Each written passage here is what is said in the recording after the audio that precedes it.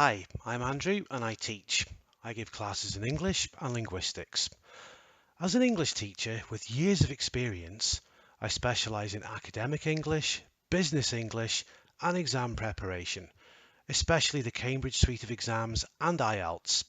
As for linguistics, tell me in advance what you need to discuss or learn about and I would be happy to help. Remember, subscribe. It's free and it costs you nothing. Hit the like button too. Have you done it? Thank you. This video focuses on how to write a great essay. We should look at how to expand on ideas to meet the required word count in your exam. This video is about how to structure any essay on any question. Remember, the purpose of your essay is to answer the question. Some people forget this. They write in superb English but fail to answer the question. Remember, I teach English as a second or additional language. I also teach native speakers of English. Furthermore, I teach other teachers and professors. I think this video is suitable for all of these audiences. So an essay is your opportunity to express yourself, not only to demonstrate your lexical vocabulary skills, your wide and varied use of grammar, it's also a chance to demonstrate that you understand the question and that you know how to structure an essay and write coherently. This video will focus on structure, a great structure. Obviously, you may need to use linkers and connectors to make your paragraphs flow. You may wish to use rhetorical questions, especially in the introduction. These linkers, connectors, and rhetorical questions will be presented in another video. This video is aimed at short examination type essays, which take between 20 and 45 minutes to write. The same principles also apply to longer essays by expanding upon the ideas presented. An essay is made up of, consists of, a series of interlinked units. These units are paragraphs. Let's look at a typical 5-paragraph structure. This is a great structure to use. It's really simple. Each paragraph has a defined purpose. Keep the paragraphs simple and make sure they have purpose. Teachers, readers, and examiners do not like paragraphs which have no clear purpose. Remember, you're answering a question and you need to use a clear structure. Remember, the structure I will give you here, and when you're writing, follow my guidance and make a quick plan before you begin to write. It must be a quick plan, as in exams you do not have the luxury of time. However, planning is critical. Paragraph 1 is the introduction. Paragraph 5 will be the conclusion. At this point, it's vital that you check that you understand what the question is asking. You must analyse and read the question carefully. Paragraph 1 will be quite short. This is where you write about how you intend to answer the question. Paragraphs 2 and 3 are where you're going to demonstrate to the reader or the examiner that you know what you are writing about, that you've understood and analysed the question correctly. This is where you can present a balanced argument. For example, paragraph 2 will discuss the benefits of the topic presented in the question. Paragraph 3 will discuss the disadvantages of the proposition. You can use paragraph 2 to discuss your main reasons for and against the question. Paragraph 3 could be used to discuss secondary reasons for and against the question. But at this point, it's important to mention planning. You must plan your structure and what you intend to write in each paragraph. I've seen students who make detailed plans. They should just have written the essay. That's not what planning is about. You need to plan what you're going to write, but also what you're not going to write. You need to ensure that each paragraph is relevant to the question. Also, do not become distracted by irrelevant information. Keep it to the point.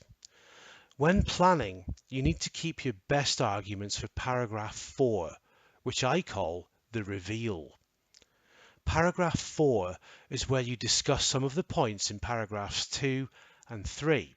You need to express which points you do not agree with. You can also add your experience here, your life experience. This must be related to the question. It's critical that you relate the question to yourself. This provides a compelling and insightful way of agreeing or disagreeing with the arguments you've presented in paragraphs 2 and 3. So paragraph 4, the reveal, is going to be your longest paragraph.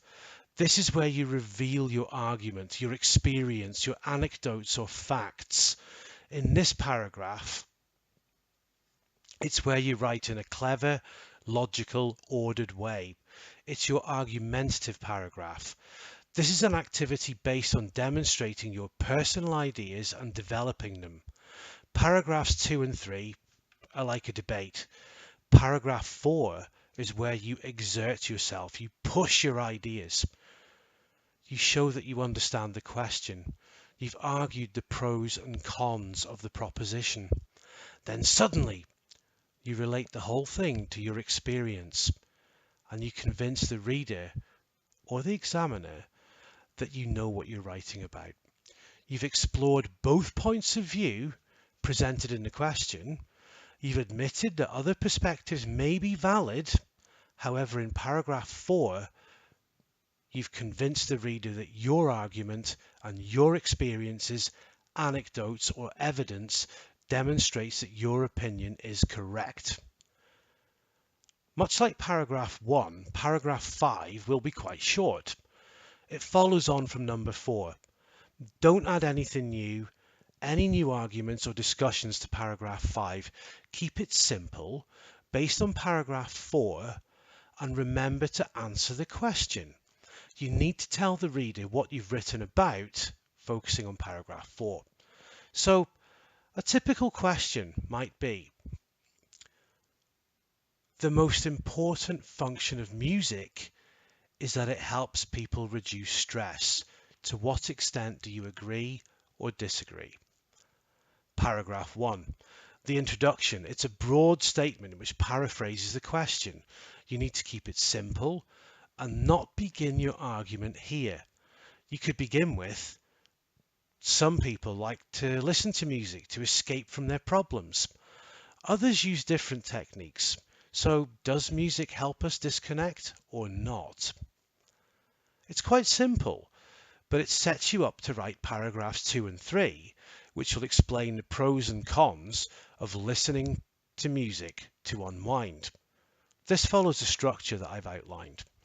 Then in paragraph 4, you relate the question to your experience. In paragraph 5, you answer the question from your perspective based on paragraph 4. So your conclusion is a summary. In this essay, I discussed, argued, compared, demonstrated. This is how you tie all your ideas together and continue with the powerful, coherent flow which this structure allows you to use. And the conclusion to this question could be, in this essay, I have discussed music and its powerful effects on people. I mentioned how some people do not listen to music. However, given the argument and my personal experience, I feel that the primary reason for listening to music is to relax and escape from my day-to-day problems. The ideas presented in this conclusion would draw on paragraph 4, where I've expressed how music helps me to relax. In paragraphs 1 and 2, I would have discussed how music does and does not help different people with stress relief. It's a neat, easy to use structure which helps you to write a coherent, well-balanced argument and then provide a conclusion which answers a question based on your opinion and experience. So there we have it, a clear, logical structure to use when writing essays. I would like to develop this into a learning community. Subscribers and comments are critical for this. I hope that you enjoyed the video. Remember to check out my website for high quality English classes. Alternatively, share this video on social media. If you found the video useful, you can always buy me a coffee. The link is below. That's it for this video. Thanks for watching. See you next time.